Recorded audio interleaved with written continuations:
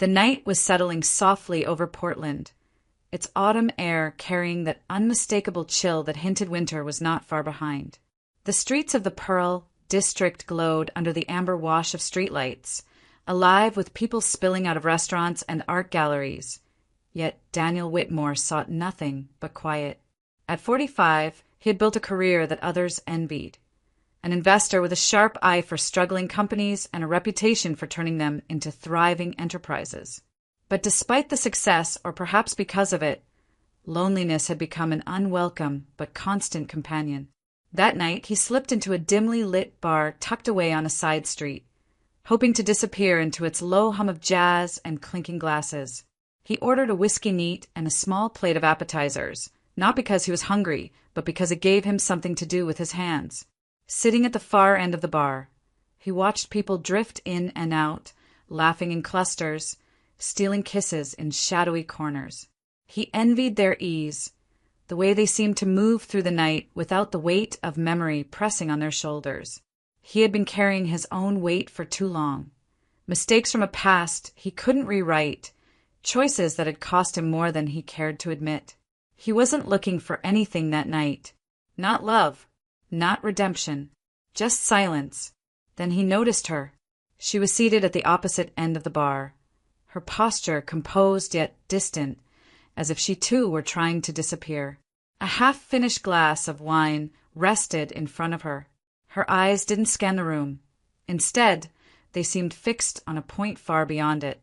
She couldn't have been more than 23, maybe 24 young, but with a certain weariness in her expression that didn't belong to someone her age. Daniel watched her for a while, telling himself he was simply curious. But as minutes slipped into half an hour, curiosity shifted into something deeper. He took another slow sip of his drink, then made a decision that surprised even him. He stood and walked toward her. "Not the best idea to drink alone, you know," he said lightly as he approached, his voice carrying a trace of humor. She turned her head toward him, her brows arching slightly. "And yet here you are." "Guilty," he admitted with a small smile. "But maybe we could both make a better choice and not do it alone." For a moment, she just looked at him, as if weighing whether to send him away. "You always walk up to strangers in bars." "Only the ones who look like they're thinking too much," he said. "And you?" Her lips curved, barely a smile, but enough to soften the guardedness in her eyes. "Lily," she said finally. "Lily Carter." "Daniel," he replied. "Whitmore." "Daniel Whitmore," she repeated as though tasting the name. "Sounds like someone important." "Only on paper." He gestured to the empty stool beside her. "May I?" She nodded. They began to talk, first about nothing in particular, the way strangers do. But soon the conversation found unexpected depth. They discovered a shared love for the same authors, the same old films, the same small cafes tucked away from the noise of the city.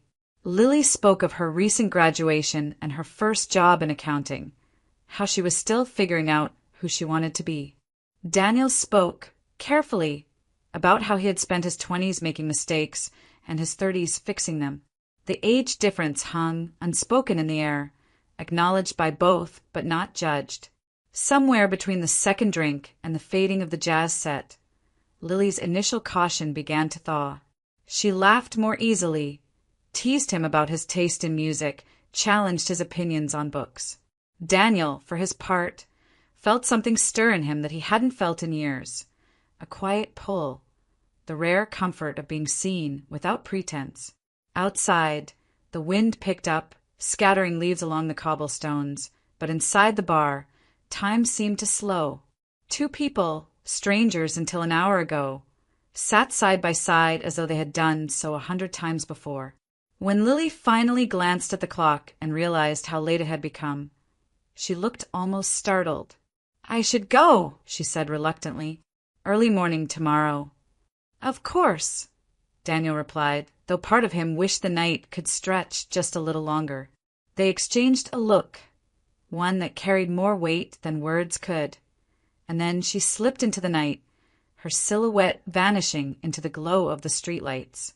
Daniel watched the door long after it closed, an unfamiliar warmth lingering in his chest.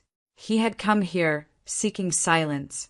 Instead, he had found a connection that felt impossibly like it had always been there waiting.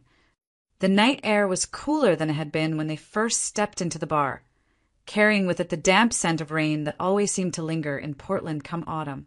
Outside, the streets of the Pearl District glistened faintly under the glow of streetlights, the pavement still wet from a shower earlier in the evening.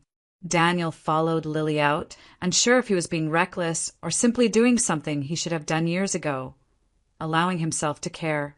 She hesitated on the curb, glancing down the street for a rideshare. Before he could stop himself, the words were already out of his mouth. "Can I give you a ride home?" Lily turned to look at him, studying his face with the same carefulness she'd shown all evening. "You're not secretly a serial killer, are you?" she asked, half joking but not entirely unserious. "Not even close," Daniel replied with a laugh. "And if it makes you feel any better, I can call my driver instead of driving myself." She considered him for a moment longer, then nodded. "Okay, but if you take a wrong turn, I'm jumping out at the next stoplight." "Fair enough."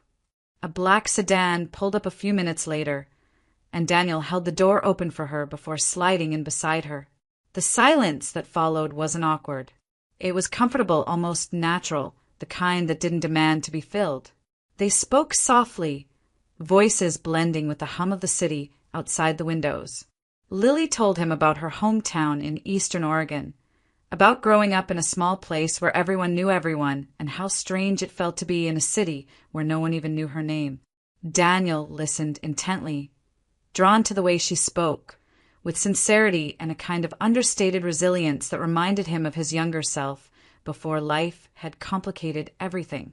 In turn, he shared a sliver of his own past, not the darkest parts, but enough to hint that the man she had met tonight had been shaped by mistakes as much as by successes. "I used to think life worked in straight lines," he admitted, eyes focused on the blurred lights outside.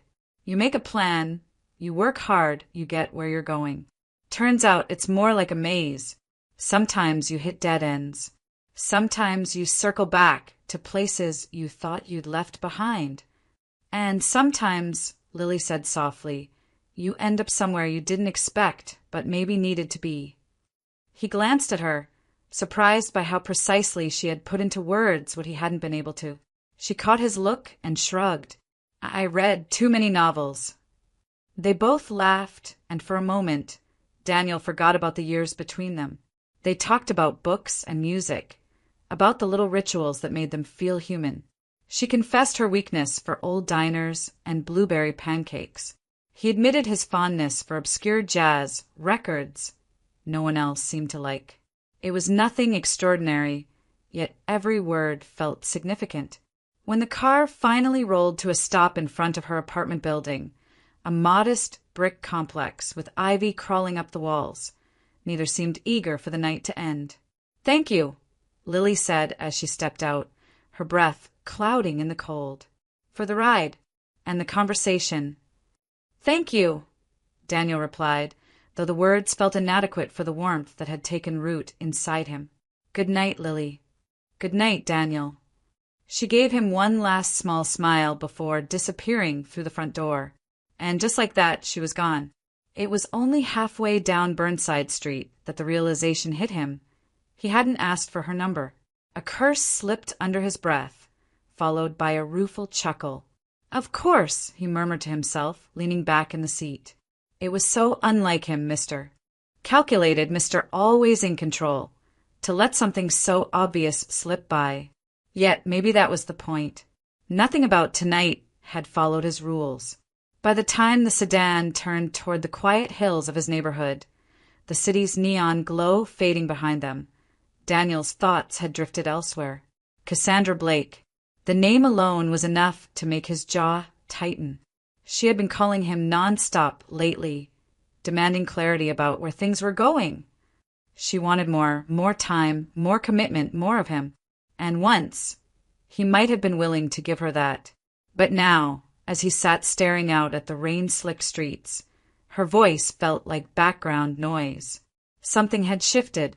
It wasn't that Cassandra had changed. It was that he had. His mind kept returning to the girl with the quiet eyes and the hesitant smile, the one who challenged him without even trying. Lily Carter. He repeated her name silently, almost afraid that if he spoke it aloud, the spell would break. He didn't know if he'd ever see her again. Maybe tonight was nothing more than a fleeting moment, a brush of two worlds passing in the dark. But as the car climbed the last hill toward his home, Daniel couldn't shake the thought that it hadn't ended yet, that somehow, somewhere, their paths would cross again. And for the first time in a long while, the thought didn't scare him. It made him feel alive. The following morning unfolded in the same deliberate rhythm Daniel's life always seemed to follow. Coffee brewed strong and black, emails answered in tidy batches, calls with legal teams and accountants scheduled back to back. Yet, even as he moved through the motions of his routine, his thoughts drifted unanchored. They wandered back to a rain-slicked curb and a pair of brown eyes that had lingered in his mind far longer than they should have. He forced himself to focus as his driver steered toward Gresham, where he was due to meet his father. Business first, he reminded himself. Feelings could wait. Henry Whitmore was already seated in the corner booth of the small cafe they favored for strategy meetings, a place that smelled faintly of roasted beans and old wood. At 70, he was still sharp, still formidable in his quiet way. Once a respected banker, Henry had retired years ago, but he remained Daniel's most trusted advisor. "You're late," Henry said without looking up from the newspaper as Daniel slid into the seat across from him. "I'm right on time," Daniel countered, glancing at the clock on the wall. "On time," Henry repeated, folding the paper and giving his son a knowing look. "That's new for you. Usually, you're 10 minutes early and already irritated I haven't ordered yet. Something's distracting you." Daniel gave a small, dismissive shrug. "Just thinking about the plant acquisition. I want this one to go smoothly." Henry chuckled, unconvinced. "It will. The owner's old, tired, ready to cash out. You'll make an offer, he'll sign, and you'll add another asset to your empire. But tell me, son, when's the last time any of this made you happy?" Daniel frowned. "Happy?" "Yes, happy," Henry repeated. "You spend your days chasing deals like they're air, but you never stop to breathe them in. Maybe it's time you looked for something that isn't listed on a balance sheet." It was the kind of thing Henry said often, and Daniel usually brushed it off. But today the words lingered. Maybe because he'd spent half the night thinking about a woman whose phone number he didn't have. "Let's get through this deal first," Daniel said quietly. The meeting with the plant's owner later that afternoon went exactly as Henry predicted. The man was in his late 60s and more than ready to retire. His wife, who had initially resisted the sale, eventually agreed after hearing Daniel's plans to modernize the facility and retain most of the workforce. Within a few hours, contracts were signed, handshakes exchanged, and Daniel owned another piece of Oregon's industrial landscape. It was one of the easiest acquisitions of his career, and yet, as he walked out of the small Gresham office building, he felt none of the usual surge of victory. "Congratulations," Henry said, clapping him on the shoulder. "Quick and clean, just the way you like it." "Yeah," Daniel murmured. "Quick and clean." They decided to mark the occasion with a small celebration that evening. Nothing extravagant, just dinner and drinks with the former owner, his wife, and a few members of Daniel's executive team. Cassandra Blake insisted on coming too. Daniel hadn't invited her, but Cassandra was not the kind of woman who waited for invitations. The private room of the downtown restaurant buzzed with easy conversation. Henry and the plant's former owner made plans to go fishing together. The women swapped stories about career paths and families. Cassandra, dressed impeccably as always, stayed glued to Daniel's side, her manicured hand resting possessively on his arm. "This is a good deal," she whispered, leaning close. "The kind of deal that makes headlines. We make a good team, don't we?" Daniel offered a polite smile, the one he had perfected for boardrooms and public events. It went well, he agreed. That's not what I mean. Her voice softened, slipping into something more intimate. You and me. It's time we stopped pretending this isn't serious. I think about our future, Daniel. About building something lasting together. He stared at his glass of scotch, watching the amber liquid catch the light. Once, her words might have stirred something in him. Now, they only left him tired. Cassandra, he said carefully, can we not do this tonight? She pulled back, wounded. Why not tonight? When then? I'm not asking for the world. Just clarity. He didn't answer. Instead, he glanced across the room, tuning out her words as laughter erupted from the table where Henry and the others sat. It struck him how far away he felt from it all, how distant even his own life seemed in that moment. Cassandra was still talking, outlining dreams of joint ventures and vacations in Tuscany, but he wasn't listening anymore. Because in the space where her voice should have been, another one echoed, quieter, softer, laughing over blueberry pancakes and obscure jazz records. Lily Carter. The name drifted through his mind unbidden, and with it came an unsettling realization. For the first time in years, Daniel wasn't sure the life he had built was enough. The restaurant's private dining room had been transformed into something closer to a lounge by the time the main course was cleared. Low lights cast a warm glow over polished wood tables, and a jazz trio played softly in the corner as the evening shifted from business talk to celebration. Glasses clinked, laughter rose and fell, and conversations flowed easily. Daniel tried to join in, smiling at the right moments, nodding through the predictable stories of past deals and future plans. But his heart wasn't in it. He found himself drifting toward the balcony, drawn to the soft pulse of music coming from the downstairs bar. From the railing, he could see the main floor below, crowded but alive, a swirl of people dancing, talking, and forgetting themselves for a while. He scanned the crowd idly, more for distraction than anything else. And then he froze. There, in the middle of the dance floor, laughing with a group of friends, was Lily. It took him a moment to be sure.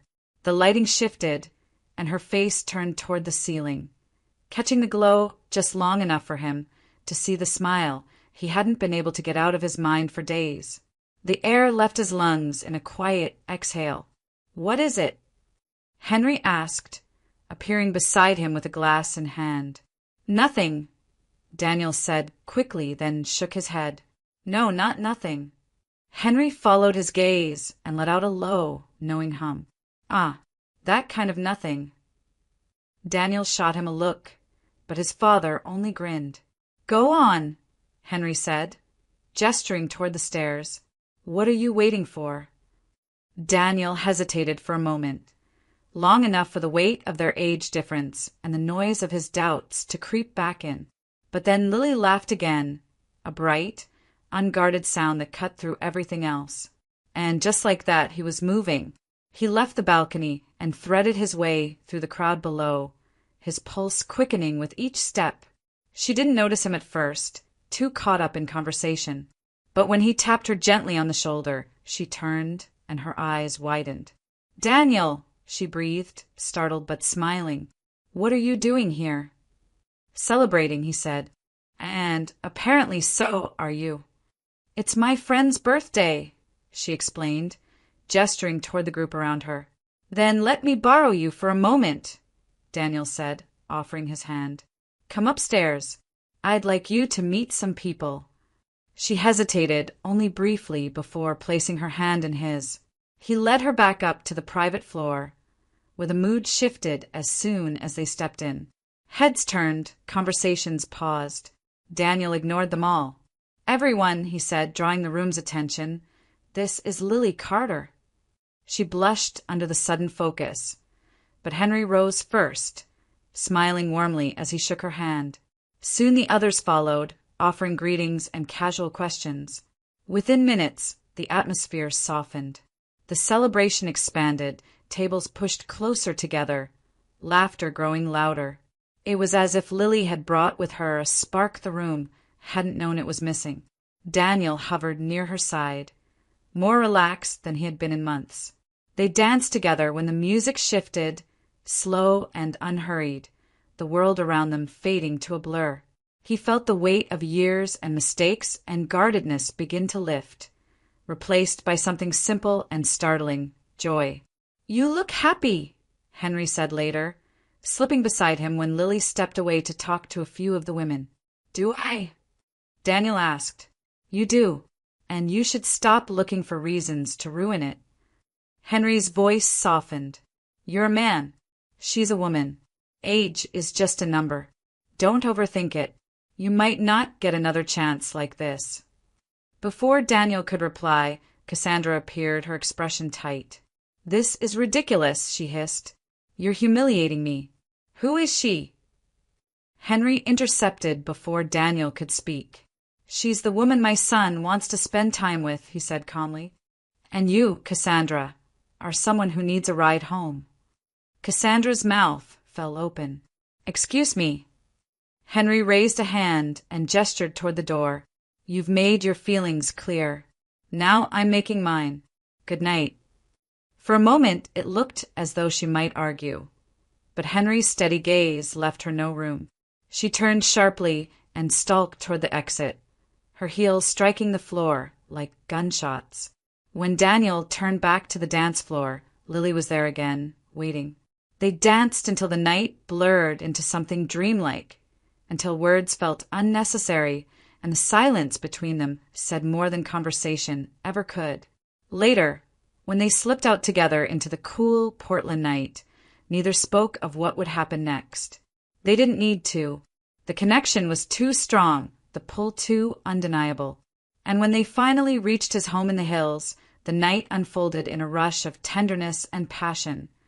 Two lives colliding in a way that felt both inevitable and brand new, as if everything that had come before had been leading to this. The pale light of morning crept slowly through the floor-to-ceiling windows of Daniel's bedroom, painting soft streaks across the hardwood floor. For the first time in a long while, he woke without the heaviness that usually pressed down on his chest. Instead, a faint smile tugged at the corners of his mouth as memories of the night before returned in vivid fragments.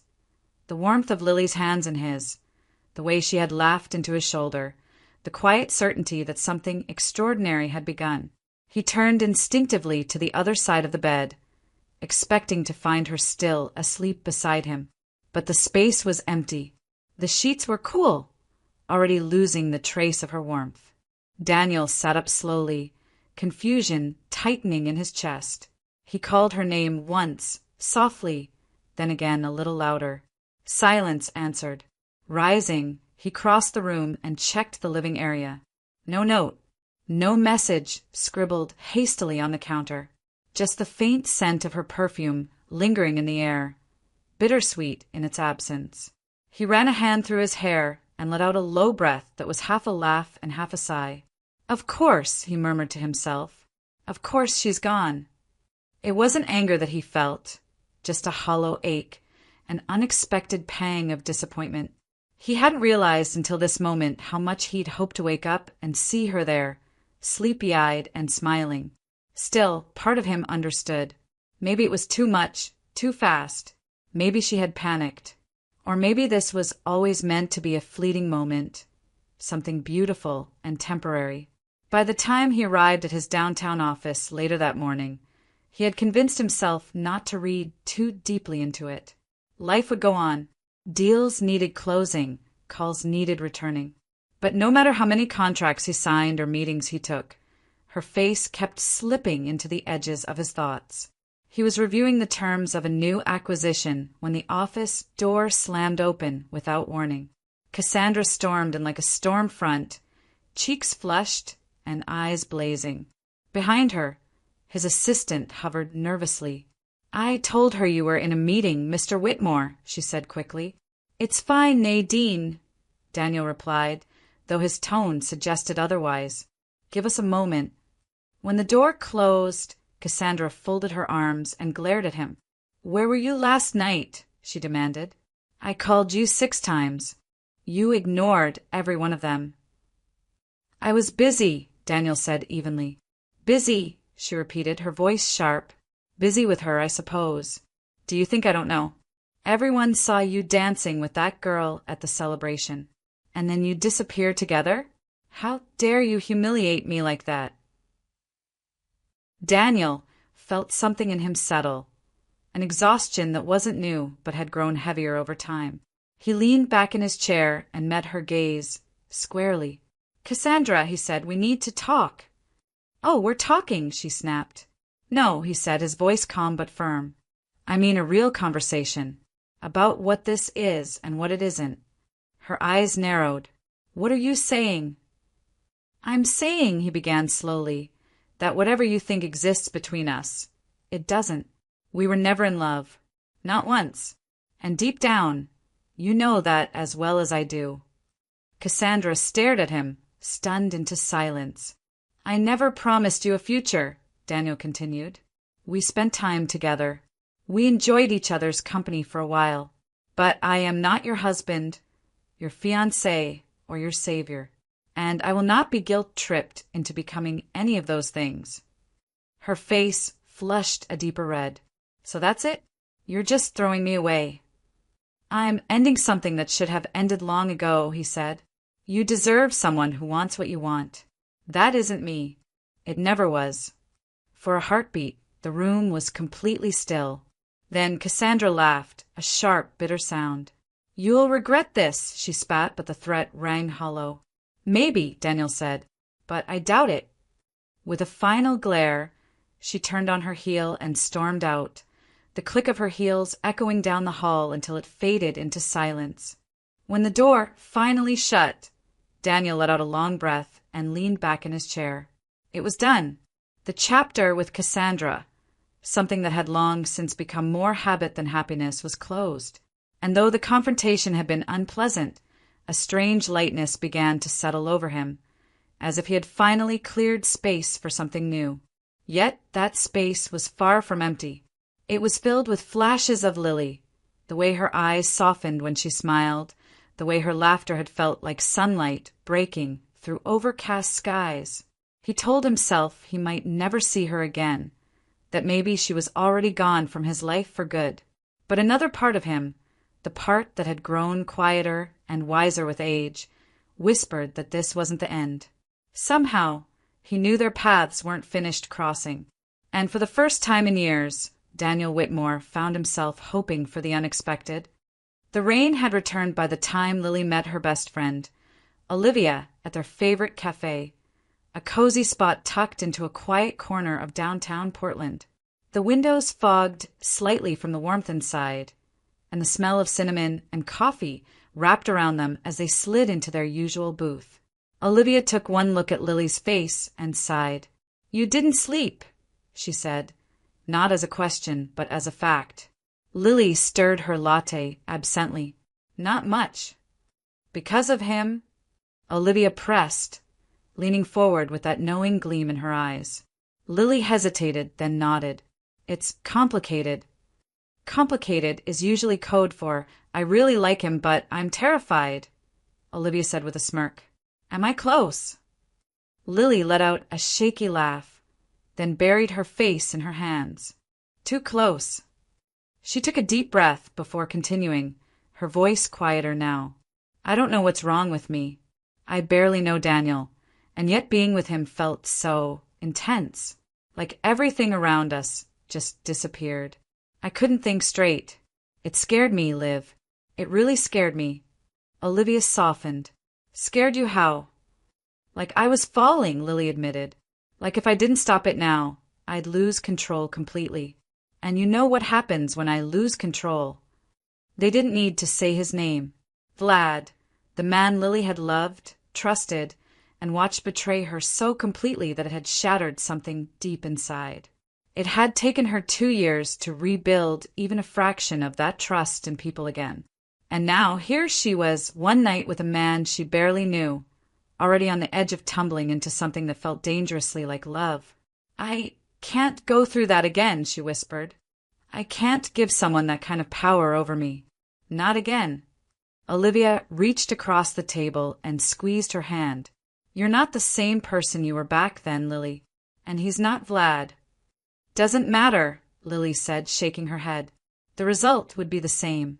He's older, successful, established, and I'm just me. A junior accountant who's still figuring out how to pay rent on time. We don't belong in the same world.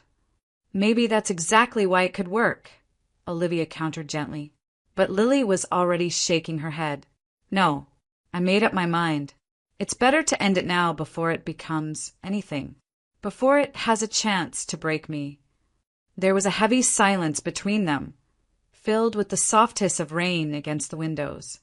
Olivia hated seeing her friend retreat into that shell again, but she understood. Some wounds didn't vanish just because you told them to. Fine, she said, finally leaning back. But if you're going to bury yourself in work, at least brace yourself. There's a storm coming. Lily blinked. What do you mean? Haven't you heard? Olivia asked. The plant's been sold. New ownership. Whole place is going to be turned upside down. Full audit, new management structure, everything. Anyone who's been skating by on charm alone is out. Lily frowned. Already? That was fast. Yeah, Olivia said with a little laugh. And apparently they're planning a complete evaluation of the staff.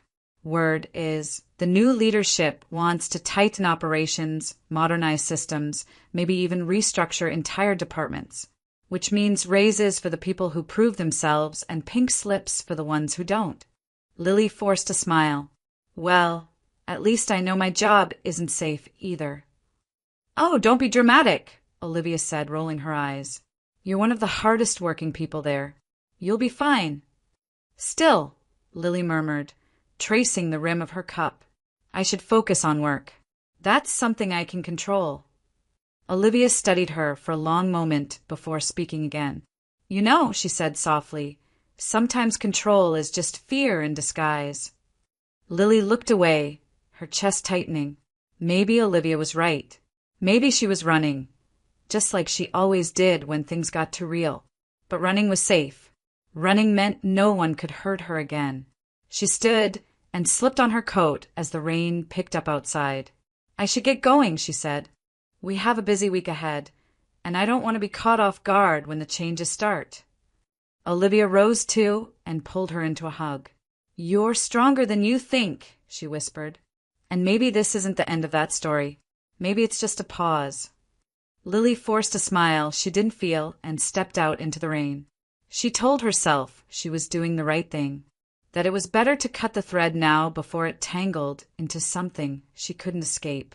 But even as the water soaked into her hair and coat, even as she walked away, Daniel's face refused to leave her mind, and that terrified her most of all. The atmosphere at the office felt different that morning. Charged, uneasy, as if everyone sensed the shift beneath the surface.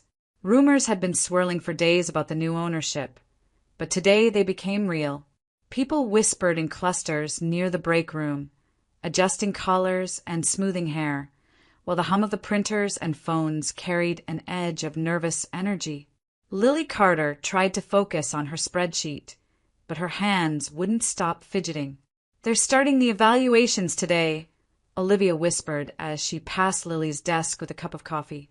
3 people already called into the conference room. Everyone's losing their minds. Lily nodded, though her chest was already tight. She had nothing to hide. She was good at her job, worked hard, and had never taken shortcuts. But the uncertainty gnawed at her. New management meant new priorities, and new priorities often meant cuts. Carter, a voice called from the hallway. Lily's stomach flipped. They're ready for you. She smoothed her skirt and followed the assistant down the hall, telling herself to breathe. It was just an interview, a formality. She had done nothing wrong. And yet her pulse was hammering in her ears as she reached for the conference room door. The moment she stepped inside, the world tilted. 2 people sat behind the table, faces she didn't recognize, likely HR leads brought in for the transition. But in the corner, leaning back in a chair, sat a man she knew all too well. Daniel. Her breath caught, and for a moment neither of them moved. His eyes widened slightly, a flash of surprise, and something else passing over his face.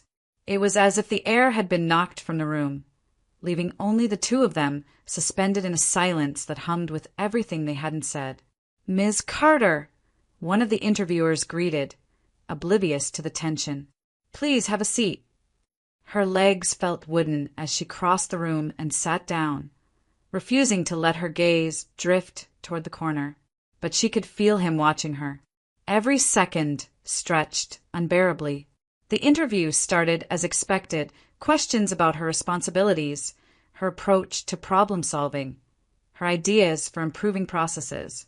Lily answered on autopilot, her voice steady even as her heart raced, but she barely heard the words coming from her own mouth. All she could think about was the man a few feet away, the man she had run from. "Thank you, Ms. Carter," the interviewer said finally, glancing toward Daniel. "Mr. Whitmore, anything to add?" Her heart stopped. Slowly, he rose from his seat, his gaze never leaving hers. "Could we have the room?" he asked, his tone polite but firm. The two interviewers exchanged a glance, then nodded. Of course. They gathered their papers and slipped out, leaving the door to click softly shut behind them. The silence that followed was unbearable. Daniel took a slow step forward, then another. "Why?" he asked quietly. "Why did you leave?" Lily swallowed hard, her fingers twisting in her lap. "Because I was scared." "Of me?" "Of everything," she admitted, her voice trembling. "The age difference. Your world versus mine. Your past, my past.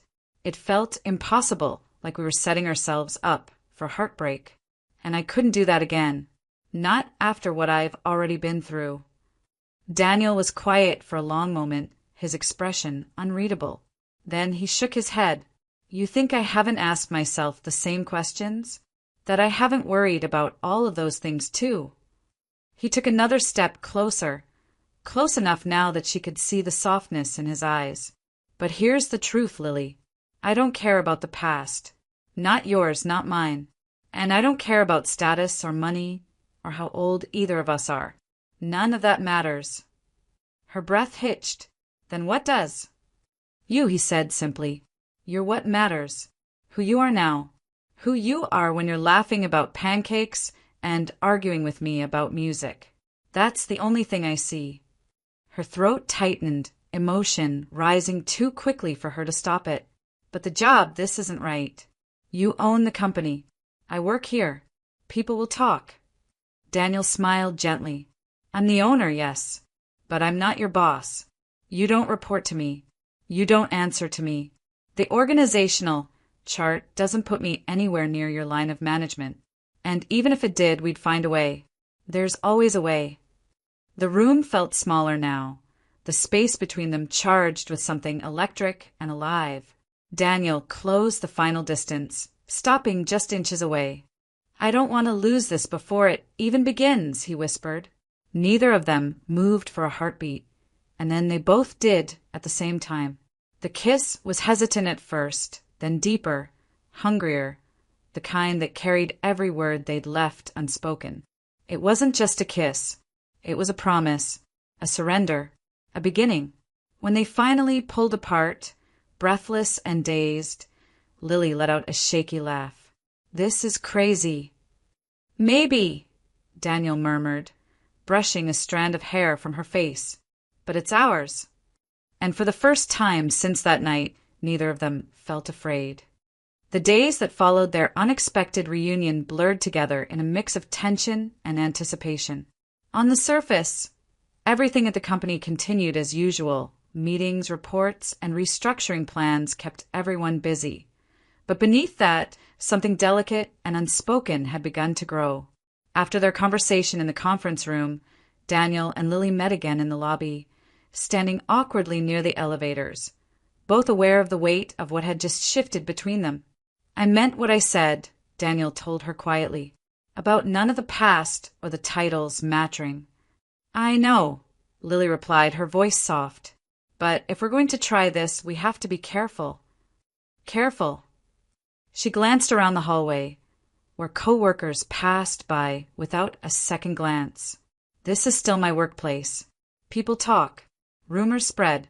I've worked too hard to have anyone think I'm here because of us. Daniel nodded, understanding instantly. Then we'll keep it between us.